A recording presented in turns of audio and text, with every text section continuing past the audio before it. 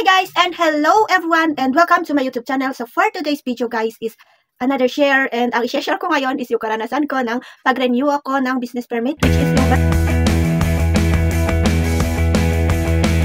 which is yung barangay permit and the mayor's permit. Yung BIR permit ko is si bookkeeper ko na ang bahala doon, and ayun, binayaran ko lang siya ng 2,940 lahat, kasama na doon yung fee niya. So guys, ang unang ginawa ko is pumunta ko ng barangay permit, kumuha ko ng sedula at saka barangay clearance. Ito yung kinuha ko guys. Barangay clearance, umit mo concern, EJ Sari-Sari Store.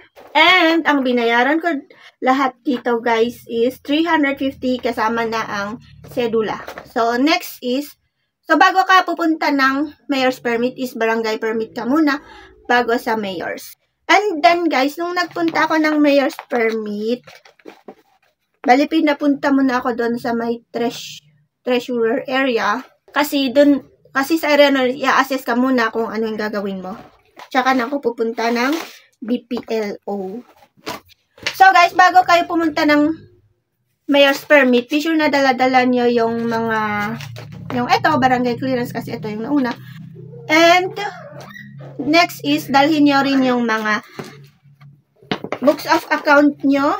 So sa akin dinala ko lahat yung 4 na libro ko, and nung tinanong ako doon sa munisipyo, ang binigay ko lang is yung first, second, third quarter, kasi wala yung fourth quarter ko sa BIR kasi nandun pa doon kay bookkeeper ko and on processing pa daw sa BIR.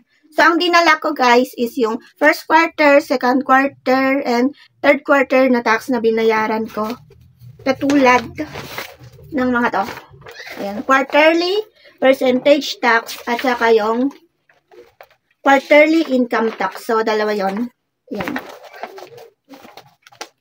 Bali, first quarter, second quarter, and third quarter. Dinala ko to.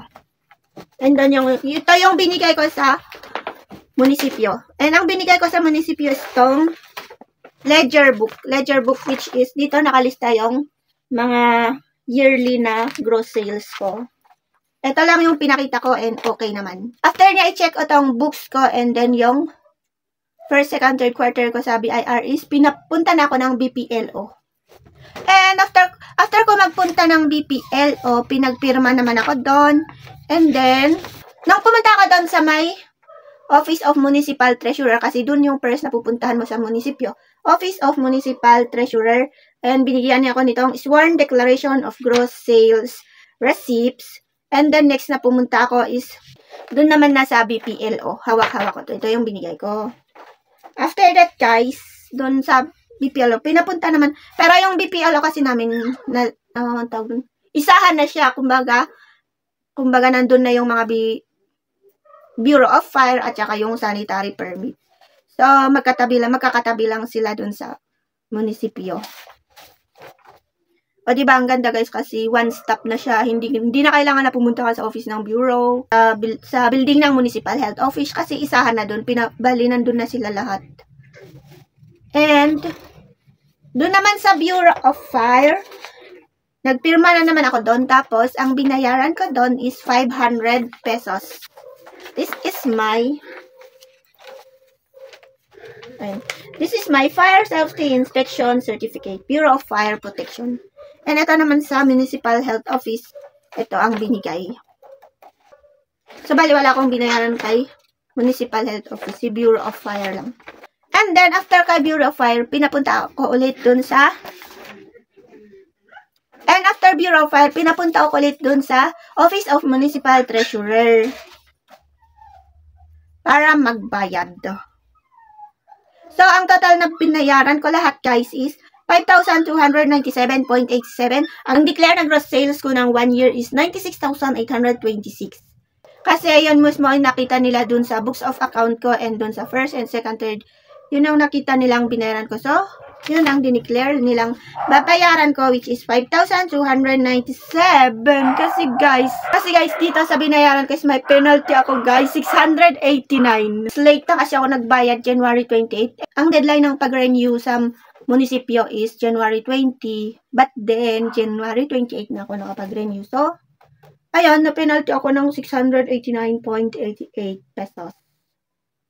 So, kung wala sana akong penalty, nasa 4,000 plus sana yung binayaran ko, hindi 5,297.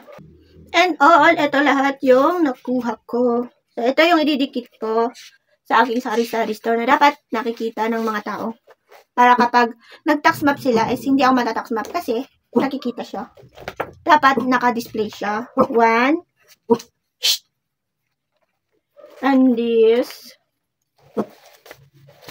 Barangay clearance, naka-display din dapat.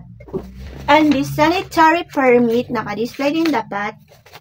And this Bureau of Fire Protection, naka-display din dapat. And then, yung antayin ko na lang na isang i-display. So, i-display ko is yung galing sa BIR. So, dadalhin ni bookkeeper ko sa katapusan siguro. Kasi nandun pa daw sa BIR yung papel.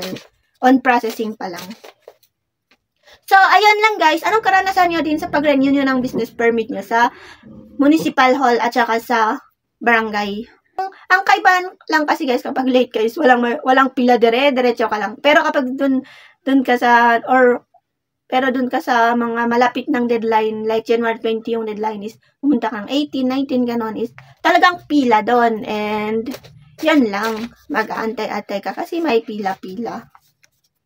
So, ayan lang guys, ang na-share ko lang. And thank you so much for watching.